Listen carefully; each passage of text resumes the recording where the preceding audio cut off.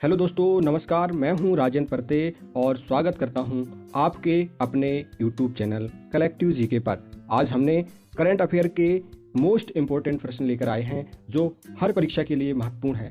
वो चाहे एसएससी हो, रेलवे हो, एमपी व्यापम हो, एमपी टीएट हो, चाहे अदर स्टेट के ऑल वनडे परीक्षा के लिए महत्वपूर्ण हैं। आज के महत्वपूर्ण प्रश्न हैं जैसे कि यहाँ पर पीएम मित्र पार्क कहाँ पर स्थापित है, सुमन सखी चैट बॉक्स कहाँ और कौन से राज्य में खोला गया, महिला कैंसर उपचार केंद्र कौन से सिटी या कौन से राज्य में खोला गया, मंथन सम्मेलन किसने और कहाँ पर खोला गया।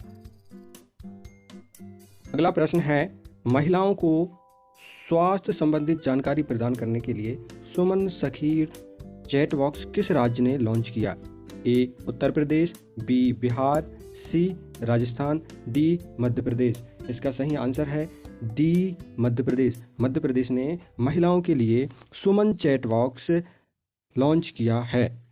अगला प्रश्न, किस राज्य सरकार ने अनाथ बच्चों को 2000 प्रतिमाह की वित्तीय सहायता प्रदान करने के लिए अम्बू करंगल योजना का शुभारंभ किया है। किसने किया है? ए केरल, बी तमिलनाडु, सी आंध्र प्रदेश, डी कर्नाटक। तो आपका सही आंसर रहेगा बी तमिलनाडु। तमिलनाडु ने किया है अम्बू करंगल योजना। ये अनाथ बच्चों के लिए 2000 रुपये प्रतिमाह वित्तीय सहायता प्रदान करने के लिए अम्बू करंगल योजना तमिलनाडु ने किया है। अगला प्रश्न है, तीसरा प्रश्न है, प्रधानमंत्री नरेंद्र मोदी द्वारा भारत के पहले पीएम मित्र पार्क का शिलान्यास कहाँ किया गया। ए वाराणसी उत्तर प्रदेश में, बी धार मध्य प्रदेश में, सी नवसारी गुजरात में, डी अमरावती महाराष्ट्र में। तो आपका सही आंसर रहेगा बी धार में। ठीक है, पीएम मित्र पार्क ये विकास और व्यापार और रोजगार की नींव के लिए इसकी मेन थीम है। अपने मध्य प्रदेश धार में किया गया है। अगला प्रश्न है, चौथा प्रश्न है, सितंबर 2025 में संयुक्त राष्ट्र महिला यूएन वोमेन की कार्यकारी निदेशक के रूप में किसे दूसरे कार्यकाल के लिए पुनः नियुक्त किया गया है। जो पहले थी अब उन्हें दूसरे कार्यकाल फिर से दे दिया गया है। ये दिख रही हैं, ठीक है। ए गीता गोपीनाथ, बी अंशुला कांत, सी डॉक्टर सीमा बहोस, डी सौम्या स्वामीनाथन। कौन है? आपका सही आंसर है डॉक्टर सीमा बहोस। अगला प्रश्न है,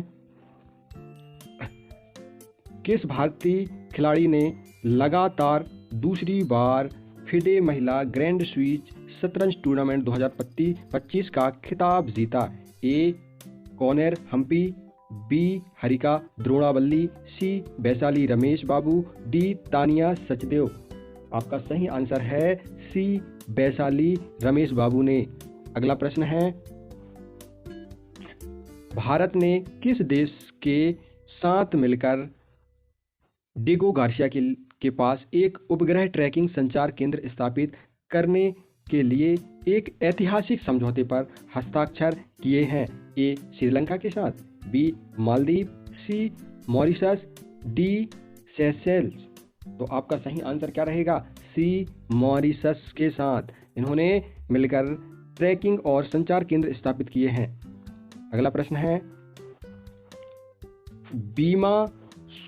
बीमा सुगम जिसे दुनिया का सबसे बड़ा ऑनलाइन बीमा मार्केट प्लेस माना जा रहा है, किस संस्था द्वारा लॉन्च किया गया। ए सेबी के द्वारा, बी भारतीय रिजर्व बैंक आरबीआई के द्वारा, सी IRDAI के द्वारा, डी वित्त मंत्रालय के द्वारा। किसके द्वारा किया गया है? आपका आंसर है सी, ये दिख रहा है IRDAI के द्वारा। बीमा सुगम किसके द्वारा स्थापित किया गया है? IRDAI के द्वारा किया गया है। अगला प्रश्न है, नई दिल्ली में एशिया के पहले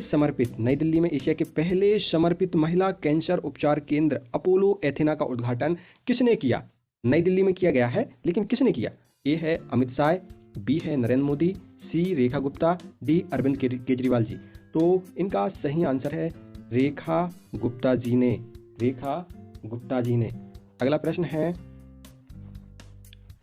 अगला प्रश्न है, प्रधानमंत्री नरेंद्र मोदी जी द्वारा भारत के पहले पीएम मित्र का शिलान्यास, यानी कि भारत के पहले पीएम मित्र का शिलान्यास कहाँ हुआ है, कहाँ किया गया है? ए वाराणसी उत्तर प्रदेश में, बी धार मध्य प्रदेश में, सी नवसारी गुजरात में, डी अमरावती महाराष्ट्र में। तो आपका सही आंसर कहाँ है? मध्य प्रदेश में धार जिले में किया गया है पीएम मित्र का शिलान्यास माननीय प्रधानमंत्री महोदय के द्वारा। अगला प्रश्न है,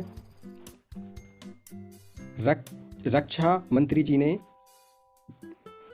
मंत्री जी राजनाथ सिंह ने राष्ट्रीय सम्मेलन मंथन का 2025 का उद्घाटन कहाँ किया?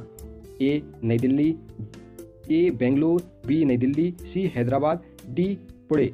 तो आपका सही आंसर क्या है? नई दिल्ली में किए हैं इन्होंने। अगला प्रश्न है, अगला है 11, वैश्विक नवाचार सूचकांक यानी ग्लोबल इनोवेशन इंडेक्स 2025 में भारत की रैंक क्या है?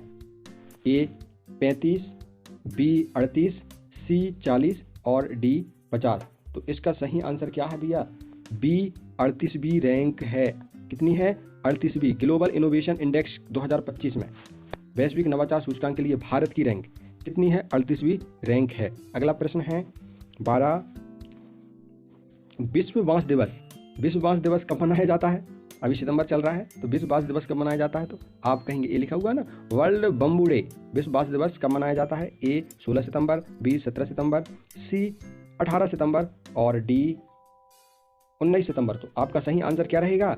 सी 18 सितंबर को मनाया जाता है। सी 18 सितंबर को मनाया जाता है। अगला प्रश्न है, भारत ने किस क्षेत्र में एक मिसाइल परीक्षण के लिए सूचना जारी की है जो 24 सितंबर से 24-25 सितंबर को होना है? ए अंडमान, बी बंगाल की खाड़ी, सी अरब सागर, डी लक्षद्वीप। आपका सही आंसर क्या है? बंगाल की खाड़ी में। कहाँ ये अभी परीक्षण होना है, मिसाइल परीक्षण होना है, तो वो सूचना जारी करें 24 और 25 सितंबर के बीच होनी है 2025 में। तो वो कहाँ पर होगी मिसाइल परीक्षण? बंगाल की खाड़ी में। अगला प्रश्न है, मध्य प्रदेश पर्यटन बोर्ड ने हाल ही में किस पुरस्कार को प्राप्त किया? मध्य प्रदेश बोर्ड ने किस पुरस्कार को प्राप्त किया? भारत का सबसे अच्छा राज्य पर्यटन बोर्ड पुरस्कार, या बी विश्व पर्यटन पुरस्कार, सी संयुक्त राष्ट्र पर्यटन पुरस्कार, डी एशिया पैसिफिक पर्यटन पुरस्कार। तो आपका सही आंसर क्या है? ए भारत का सबसे अच्छा राज्य पर्यटन पुरस्कार किया है। अगला